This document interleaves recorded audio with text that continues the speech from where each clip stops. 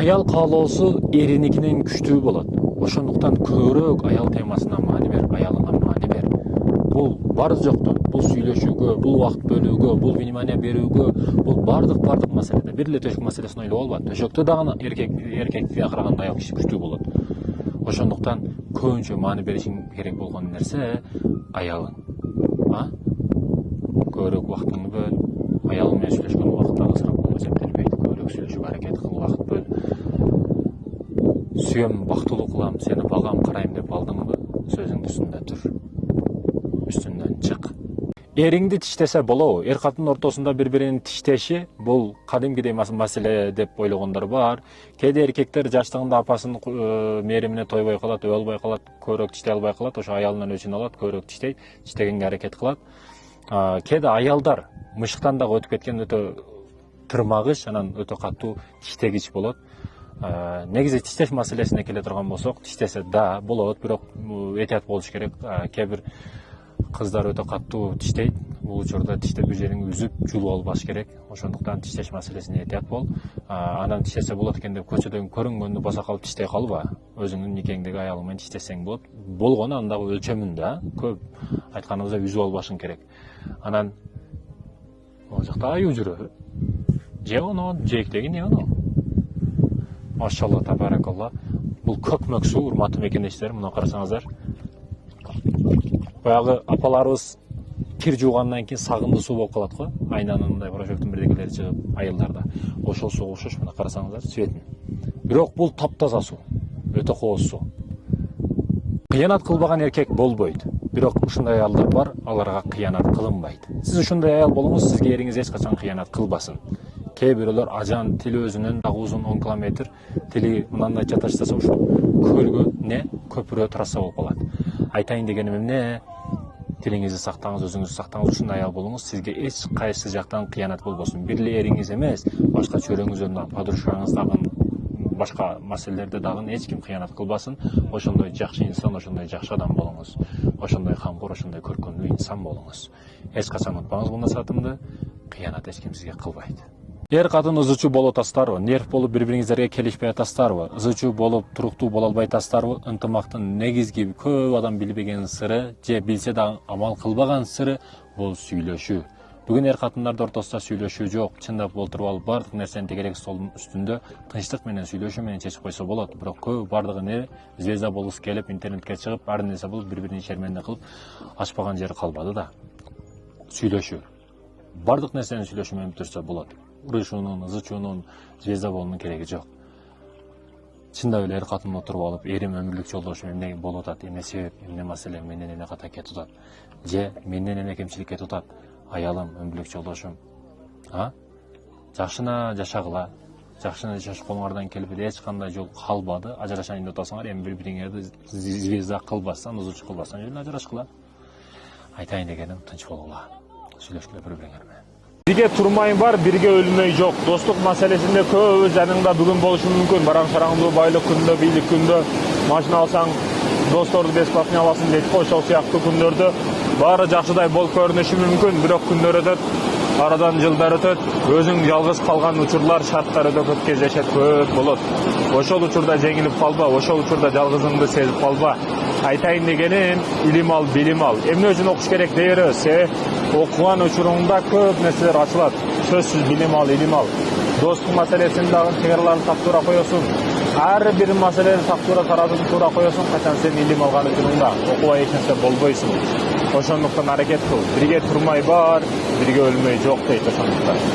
Малга окшоп жебе. Билесиздерби, малды контейнерге камап койсоң, анан бир кой бере турган болсоң, мананда кылып чаңдап чыгып барып дароо жей турган нерсесиге жабышат, же куназыңга жабышат. Малга окшоп жебе дегени бүгүн көпчүлүк адамдардын адеп аклактылык мүнөзүдөн ачкалыгы жогору келип калып атат да. Тамак келип калса эле чуркап келип, жейбиз деп манандай кылып жеп, бардекени жеп, дароо жеши дагы маданияты болот. Келип эле дашка уруп, мынандай кылып, мынантип жеп. Ар бир нерсенин гигиена деп коебуз, культура деп коебуз, ар нерсе дейбиз, айырмасы жок. Бул пайгамбардын сүннөтү, адам окшоп жешибиз керек. Эч качан жырткычтык ба нафс каалообуз адеп аклагыбыздан жогору болбош керек. жегенди дагы бисмиллахир-рахманир-рахим деп ортодо ой жүгүртүшүбүз керек. Бул Кудай Таала бекерден берген жок бул нерселерди. Бул нерсени жеп алып мен зина кыламбы, урулук кыламбы, же туура иш кыламбы? Аллах үчүн ушул жеген нерсени энергиямды туура нерсеге чыгарышым керек, ак кызмат кылышым керек Кыргызстанга деп ойлонушубуз керек. Андан кийин аягында альхамдулилля Кудайым берген рызкыңа шүгүр деп, берген демиңе, денеңе, бүт бардыга шүгүр деп беришибиз керек. Жеген нерселерге дагы маани беришибиз керек. Адалбы, арамбы бул маселени такташыбыз керек. Ошондой экен малга окшоп жебе дегеним ушул. О жогоруда көлөкөдө гырылдап турган өгүздөн не айырмабыз бар эгер биз адам болуп ислам шарттарын туура колдонбосок. Койнуңдагы катынга ишенбе. Казыбек Батыр учурунда бир үйгө чай ичкени коного кирет экен да. Коного кирсе эркек киши өтө жакшы тамактарды Казыбек Батырга берет. Андан кийин көзүнүн алдыда бир ит сыйлуу төшөктө жатат, бир аял бир кездемеде үстүндө жаткан болот да. Андан кийин сонун тамактарды алып келип итине берет. Иттиден ашып калган сөөктөрдү баягы аялга берет экен да. Андан кийин баягы адам Казыбек Батыр сурайт экен: "Сен эмне үчүн мынчалык итти сыйлайсың, аялды, мынау жаткан аялды мынчалык сыйлуу тамактарды бербейсиң?" десе, болгон окуяны айтышты баштайт бул адам. Биз учурунда башка уруулар менен согушуп, башка уруулар биздин алтын күмүшүбүздү, эже карындашыбызды, аялдарыбызды алып кетип калды. Кийин убакыт өттү, арадан жылдар өтүп, келишим түздүк, аялдарды кайтарып бермей болушту, биз алтын күмүштү кайра алмай болдук, кийин бармай болдук. Барып, мен өзүмдү аялымды алып кетейин десем, аялым ошол жакта бирөөгө ойноо түшүп алыптыр. Ойноо түшүп алып, ал менен каламын деп бузучулук кылды. Кийин мен намыс деп, намыс үчүн жок дегенде алып качып кетишим керек, мындай калтырбашым керек. Ал учурда намыс күчтүү болгон.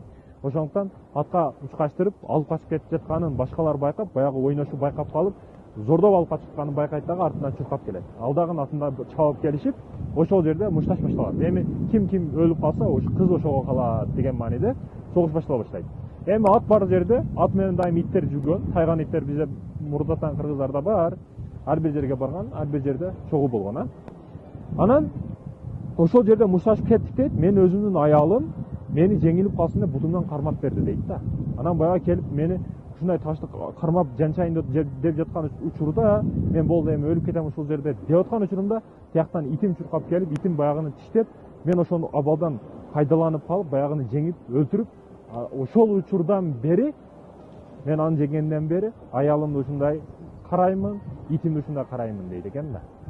Казыбек Батыр карап туруп, бул аялың сага саткындык кылыптыр, итиң достук кылыптыр.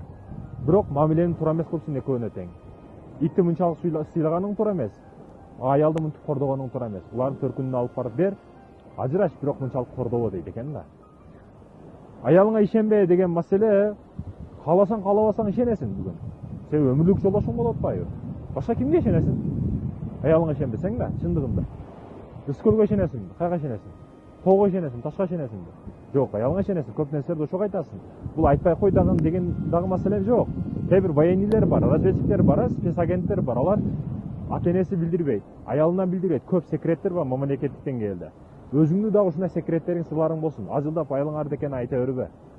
Бирдеке болуп калса эле келип аялына бардык нерсени төкпөй чачпай айтып берет да. Аялга айта турган маселелер бар, айтылбай турган маселелер бар. Ошондой экен, урматтуу мекендештерим, ишенич маселеси өтө оор маселе. Көрүп атабыз не болуп атканын. Аялына алып берем, купальник алып берем, кийим алып берем, ич кийим алып берем, сырт кийим алып берем, кыш кийим алып берем деп, алып беремин деп убадасын берип, бирок аткарбай жаткан, акчасы болуп туруп, бар жогу болуп туруп аткарбай жаткан эркектер, биз ооба аялды башкарууда жок дебейбиз. Жок дебейбиз, бардыгы болот. Ооба деп. Негизи бир эле аял эмес, мамлекетте ошондо башкарылат. Саясатчылар бийликке чейин бардык убаданы берет го. Андан кийин болсо болду, болсо жок. Айтайын дегеним, эркек дагы аялга ошондой.